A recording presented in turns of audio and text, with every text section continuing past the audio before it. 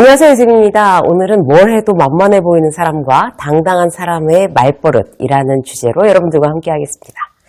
회사에서 이제 팀을 이루거나 아니면 회사가 아니래도 돼요. 그러니까 뭐 일반 동호회에서라도 뭔가 이제 프로젝트를 이제 함께 하게 될 사람, 내가 이제 그 팀을 구성한다. 그럴 때 여러분들은 어떤 사람과 함께 하고 싶으십니까?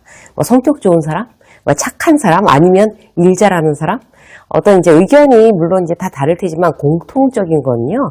그 팀이나 프로젝트의 성과에 도움이 될 만한 사람. 그런 사람들을 내가 이제 구성원으로 뽑고 싶겠죠. 그런 사람과 같이 일을 하고 싶겠죠. 사람 좋다는 게 뭔가 함께 일을 하고 싶다는 거랑은 완전히 다른 얘기일 거예요. 그죠?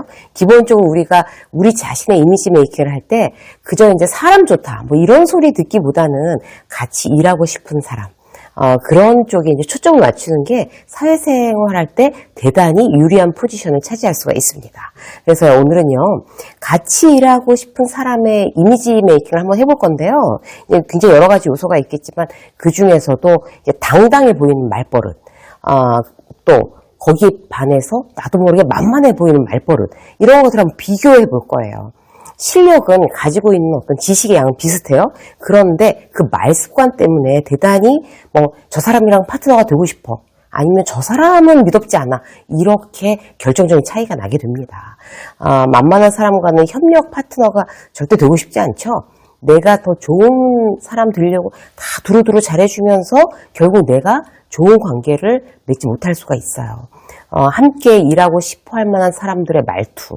당당한 말투, 신뢰감을 주는 말투라고 할 수 있습니다. 혹시 내 말 중에 문제가 있지 않은지 우리가 이제 말투를 비교해서 한번 알아보도록 하겠습니다. 자, 첫 번째는요, 자신 없는 말투예요. 자신 없어 보이는 단어는 쓰지 않는다. 이걸 이제 원칙으로 하시자고요. 예를 들어서 팀장이 과장한테 말하면서 아니면 혹은 이제 대리가 직장 상사한테 말하면서 이렇게 얘기하는 거예요. 제가 틀릴 수도 있지만, 제가 잘못 판단한 것일 수도 있겠지만, 저는 이렇게 생각합니다. 이렇게 얘기했다고 치자고요. 그러면 내 직장 상사든 후배든 그렇게 얘기한 사람을 얘기를 들으면, 그 얘기는 충분히 틀릴 수 있겠구나. 이렇게 듣는 거예요. 그래서 이제 우리는 그렇게 얘기하면 안 되는 거죠. 이거 혹시 틀린 것처럼 틀릴 수도 있겠지만 이라고 얘기하는 게 아니라 저는 이렇게 생각합니다. 이렇게만 얘기를 해야 되는 거죠. 앞에 쓸데없는 전제 붙이는 거 자신 없는 말투예요. 자기의 의견 말할 때는 내 의견과 근거를 정확하게 말하는 습관, 당당한 느낌을 줍니다. 또 하나 예를 들어드리면요. 모르긴 해도 경기가 어려우니까 자꾸 매출이 떨어지는 거 아닐까 몰라. 이렇게 얘기했다고 치자고요. 이런 식은 자기의 말에 자신이 없어 막 이렇게 기어 들어가는 말투예요. 그죠? 습관성이에요, 사실. 그래서 뭐라고 하셔야 돼요? 경기 침체로 매출 하락이 예상됩니다. 이건 거죠. 자신 없는 말투를 벗어나서 분명하고 자신있게 문장을 힘있게 말하는데 우리가 이제 관심을 가지셔야 돼요. 자, 두 번째. 습관적인 말투. 다른 사람한테 이제 주목받거나 민폐 끼치는 거를 굉장히 부담스러워하는 사람들이 있어요. 그런 사람들 중에 이제 습관적으로 이렇게 나쁜 습관이 딱 말투에 딱 붙는 경우가 있죠? 대표적인 거로, 저는 괜찮아요. 신경 쓰지 마세요. 이런 거. 예를 들어서 이제 업체랑 행사를 하는 거예요. 우리가 이제 하청업체.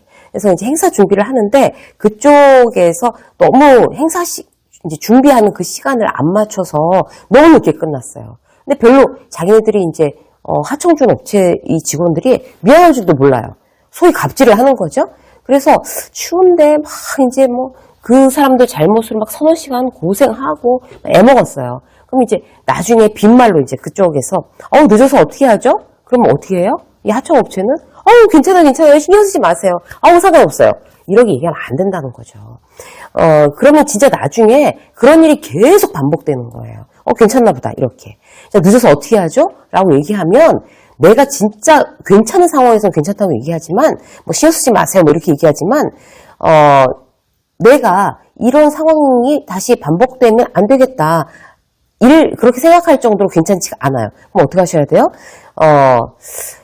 정중하게 오늘 이상으로 시간이 이렇게 많이 걸려서 효율이 많이 떨어졌습니다. 다음 행사가 또 다음 주인데 미리 약속된 시간 안에 이렇게 맞춰주시면 훨씬 더 우리가 이제 좀 효율적으로 더 좋은 성과를 낼 수 있을 것 같은데 부탁드려도 될까요?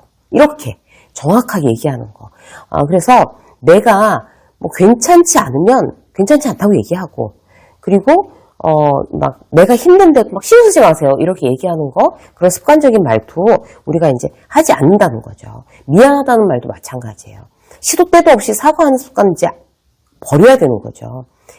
내가 굉장히 이제 선배한테 어떤 얘기를 들어서 기분이 나빴어요. 선배가 대단히 무례하게 나한테 얘기했어요. 그러면 그 선배한테 이제 분명히 내가 이제 작정하고 항의를 하는데 이렇게 얘기하는 거예요. 선배님 진짜 죄송한데요. 방금 말씀하신 거 너무 당황스러워요. 이렇게 얘기하는 거예요. 근데 뭐가 죄송해요? 그죠? 그 사람이 죄송해야지. 내가 죄송한 문제가 아니잖아요. 습관적으로 죄송한데요부터 나오게 되면 일단 그 사람한테 만만히 보이기 시작을 하는 거예요. 그래서 내가 죄송한 일이 없다고 하면 선배님 지금 방금 하신 말씀 듣기에 굉장히 당황스러웠습니다. 그냥 이렇게 얘기하는 거죠. 죄송한데요. 진짜 죄송한데요. 이런 얘기 안 하고. 그래서 쓸데없이 시도 때도 없이 미안하다고 하는 거. 자, 미안하다는 정말 미안할 때만 한다. 이걸 기억하셔야 되고요. 세 번째는 애매한 말투예요. 이게 만만해 보이는 이미지를 결정적으로 결정하는 말인데요. 한마디로 자기 의견 없거나 자기 의견을 분명하게 말하기를 기피하는 습관, 사회생활을 하면서 자기를 한없이 만만한 사람으로 만듭니다. 예를 들어서 이런 거예요. 이제 워크숍이 작년에 좀 진부하지 않았어? 올해는 뭔가 좀 새롭게 이렇게 바뀌었다는 그런 느낌이 들었으면 하는데 말이야. 김 과장 어떻게 생각해? 라고 팀장이 물었어요. 그러면 글쎄요, 제가 작년 워크숍에 참여하지 않아서 잘 이렇게 얘기를 하거나, 김 대리는 어때? 그랬는데 작년에 그냥 무난했던 것 같은데 이러면서 말꼬리를, 직장 상사가 얘기하면 말꼬리를 질질질 흐리는 거. 그럼 그게 좋다는 거예요, 안 좋다는 거예요?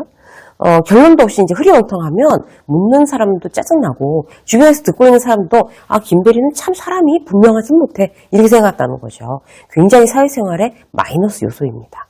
회의 중에 신입사원한테 이제 팀장이 홍길동 씨 3개월 됐는데 조직 분위기 어떤 것 같아요? 어떤 느낌이에요? 이렇게 물었어요. 그러면 신입사원이 있다가 이제 굉장히 겸손해 보여야 된다는 그런 뜻으로 제가 3개월밖에 안 됐는데 뭘 알겠습니까? 아직 잘 모르겠습니다. 이렇게 얘기하는 거 절대로 겸손해 보이는 거 아니죠.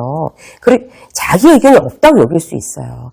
3개월이 아니라 단 3일이 됐다고 하더라도 분명하게 겸손하게 자기 의견을 내는 게 중요해요. 사회생활에서는. 그래서 예를 들어서 아침에 인사를 하면 다들 웃으면서 반겨주셔서 출근이 무섭지 않습니다. 이렇게 정말 다른 어떤 의견을 낼 게 없으면 이렇게 유머러스하게 사람들한테 어떤 얘기를 하든지, 아니면 진지하게 자기 의견 생각했던, 제가 3개월밖에 안 돼서 아직은 정확하게 말씀드리긴 조심스럽습니다만은 이런 부분이 저는 참 좋다고 생각을 합니다. 이렇게 얘기를 하던가. 그래서 내 생각을 분명하게 하는 거 아주 중요합니다. 내 이미지 메이킹에 중요하다는 거 여러분들이 알고 계시고요. 자, 한 가지 더 볼까요? 필요 없는 말이 많은 말투. 굉장히 조심하셔야 돼요. 이건 만만해 보이는 거죠. 말을 중언, 부언, 횡설, 수설하는 사람의 특징이 자기 어필하려고 그러는 거예요. 나를 상대에게 더 어필하고 싶은데 말주변이 없다. 그러면 이제 중언, 부언 하게 되는 거죠. 대표적으로 이제 질문에 대한 답을 길게 하는 경우가 그래요. 내가 잘 보이고 싶은 상대에게 최대한 어필을 하려면 욕심을 내서 얘기를 하니까 중언부언 하게 되는 거죠. 예를 들어 볼게요. 사장하고 이제 티타임이에요. 근데 사장 얼굴을 그렇게 자주 보면서 차를 마실 기회가 없으니까 굉장히 긴장하고 있었어요. 근데 나한테 질문을 했단 말이에요. 사장이 요즘 MZ세대와 소통을 하는 게 어렵다던데 어떤 노력들을 하고 있어요? 라고 김 부장한테 물었어요. 그러면 지혜로운 김 부장, 당당한 김 부장은 어떻게 해야 될까요? 그 질문에 딱 한 가지만 얘기하는 게 요령이에요. 저는 제가 모르는 요즘 신조어나 젊은이들 트렌드를 그들에게 질문함으로써 소통하고 있습니다. 그래서 자꾸 물어봐요, 제가. 사실 모르는 게 많거든요. 솔직하게 모른다고 얘기하고 도움을 요청하면 이제 그들이 이제 알려주면 그걸 핑계로 이제 밥 사거나 아이스크림 사거나 커피 사거나 이제 그렇게 합니다. 그러다 보면 또 한두 마디 편하게 말하게 되는 그런 방법들을 이용하고 있습니다. 자, 이렇게 한 가지만 얘기하는 거예요. 난 질문으로서 소통한다. 이렇게.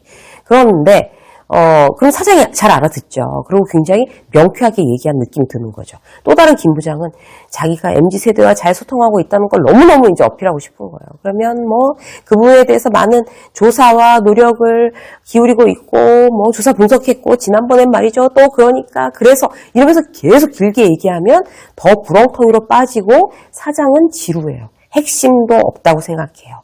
그래서 질문을 받았을 때는 짧게 핵심만 말한다는 원칙으로 해야 상대에게 스마트한 이미지를 줄 수가 있습니다. 그래서 여러분들과 오늘 정말 함께 일하고 싶은 사람은 늘 스마트하고 당당한 그런 말투를 가진 사람이라는 거 우리가 기억하고, 내가 이제 내 말투 이제 습관 중에 혹시 이렇게 만만하게 보이는 말투는 없었나, 여러분들이 비교해서 말씀드렸으니까 정말 이렇게 당당해 보이는 말투를 여러분들이 이렇게 선택하셔서 다 입에 붙이셔서 더욱더 좋은 이미지가 되시길 응원하겠습니다. 일생의 직장 수업 오늘 여기까지 하겠습니다. 고맙습니다.